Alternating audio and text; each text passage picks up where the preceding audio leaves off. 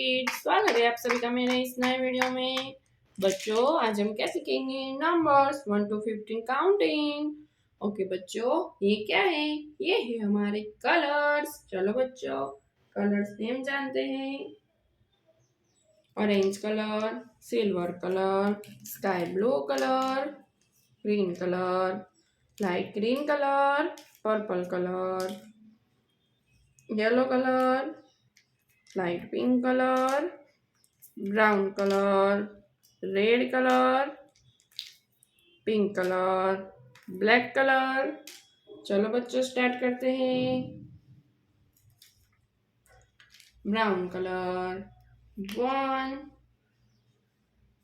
Brown colour 1,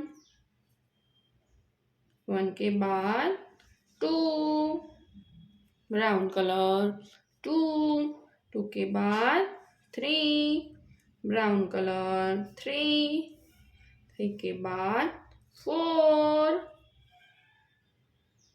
4 के बाद 5,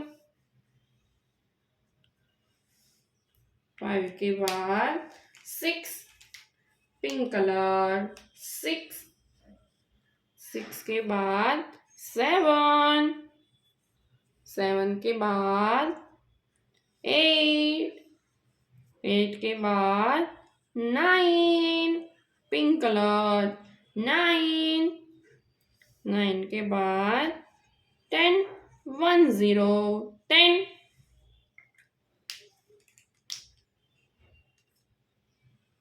purple colour 1 1 11, 11 के बाद 1 2 12, 12 के बाद 1 3 13, 13 के बाद 1 4 14, 14 के बाद 1 5 15।